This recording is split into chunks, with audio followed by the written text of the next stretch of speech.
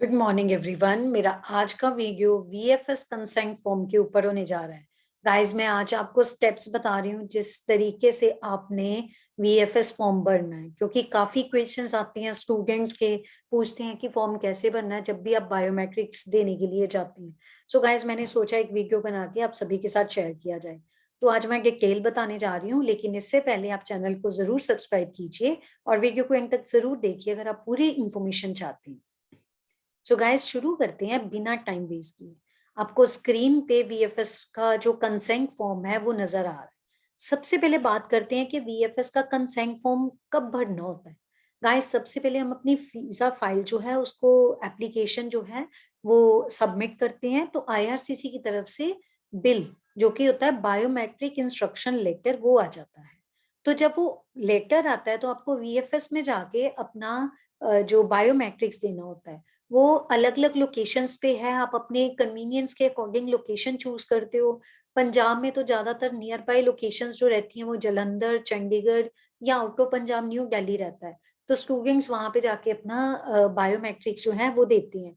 लेकिन जब बायोमेट्रिक्स देने जाते हो, ऑब्वियसली आपको अपना पासपोर्ट भी चाहिए होता है, जो अभी जैसे अभी वेब फॉर्म है, तो वेब फॉर्म में जो आपको कन्फर्मेशन आया है टाइमिंग का, डे का, वो भी चाहिए, और साथ में ही आपको अपना कंसेंट फॉर्म चाहिए होता है। तो स्टूडेंट्स काफ़ी कन्फ्यूज़ रहते हैं, सोचते हैं क्या भरा जाए, तो हम आज उसी के बारे में बात करने जा रहे हैं। गाइज़, ये टोटल 4 पेजेज़ का जो है फॉर्म होता है। फर्स्ट पेज में उन्होंने कुछ टर्म्स वगैरह लिखी हुई हैं, अगर आप इसको केयरफुली पढ़ना चाहते हो तो आप पढ़ सकते हो, जिसमें उन्होंने काफ़ी पॉइंट्स कवर किए हुए हैं, क्लैरिफाई किया हुआ है कि क्या चीज़ है, क्या नहीं है। तो कनाडा वीज़ा एप्लीकेशन सेंटर्स हैं, उसके बारे में बताया हुआ है, वीएफएस के वर्क के बारे में बताया हुआ है। तो वो आप डिटेल में अगर पढ़ना चाहते हो, इट्स वेरी गुड। लेकिन मैं जो आज बताने जा रही हूँ कि इसको भरना कैसे है। तो भरने के लिए सेकंड पेज पे हम डायरेक्टली चलते हैं। इसमें उन्होंने पहले ही आपको कुछ कॉलम्स दिए हुए हैं, तो वहाँ आप कॉलम्स फिल कर सकते हैं।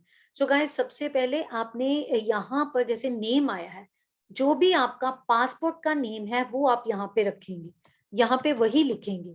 जैसे मेरा पासपोर्ट का नेम है मीनाक्षी पासी सपोज, तो मैं मीनाक्षी पासी ही लिखूंगी। इसी तरीके से आपका जो भी पासपोर्ट के ऊपर नाम है, आप उसको इसी में मतलब फॉर्म में नेम जो है वही आप मेंशन करोगे। उसके बाद आपने अपना एड्रेस बताना है। तो एड्रेस में आप अपना हाउस नंबर और जिस एरिया में आप रहते हो, या अगर आपका वहाँ पे कोई स्ट्रीट नेम भी है तो आप स्ट्रीट का नाम लिख सकते हैं। जिस एरिया में आप रहते हो उसका नाम लिख लो, और उसके बाद city, then obviously pin code, जो आपका पिन कोड है, वो मैं सजेस्ट करती हूँ कि जब भी आप जाते हैं तो अपना पिन कोड एड्रेस में ज़रूर मेंशन कीजिए।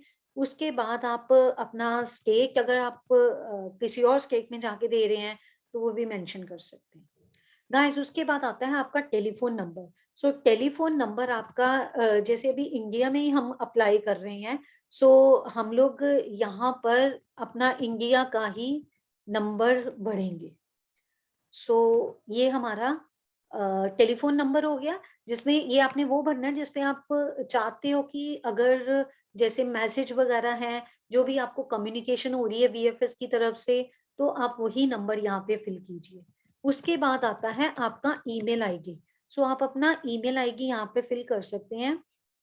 जो भी यहाँ पे जिसमें आप अपना कम्युनिकेशन चाहते हैं, जिसपे एम्बेसी आपको वीएफएस आपको रिप्लाई कर रहा है, तो कोशिश कीजिए मल्टीपल ईमेल्स की बजाय एक ही ईमेल रखिए। सो गाइस, यहाँ पे सिग्नेचर है, प्रिंट आउट लेके आप अपने सिग्नेचर कर सकती हैं इसके बाद। सो डेट, जैसे कि आज डेट है 28 दिसंबर 2021, वो आप भर सकते हैं। अगर आप सपोज चंडीगढ़ गए हैं, तो आप चंडीगढ़ यहाँ पे भर दीजिए।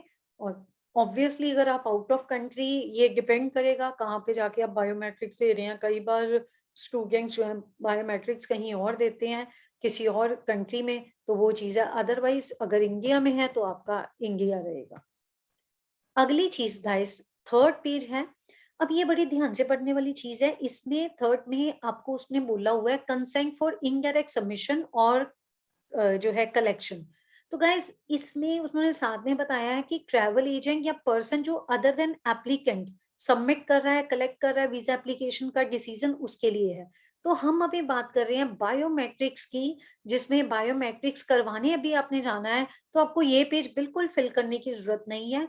तो आप बायोमेट्रिक्स के लिए आप थर्ड पर्सन नहीं जाते, आप खुद ही जाते हो अपना बायोमेट्रिक्स देने। तो ऑब्वियसली फिर आपको ये वाला पेज खाली छोड़ देना, इस पे कुछ नहीं लिखना।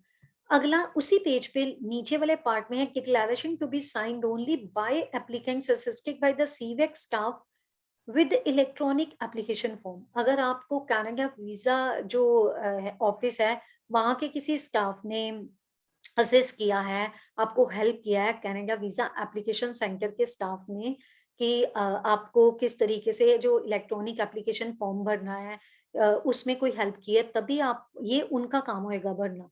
तो अगर आप इसमें ऐसा कोई हेल्प नहीं लिया तो इसको भी ब्लैंक छोड़ दीजिए।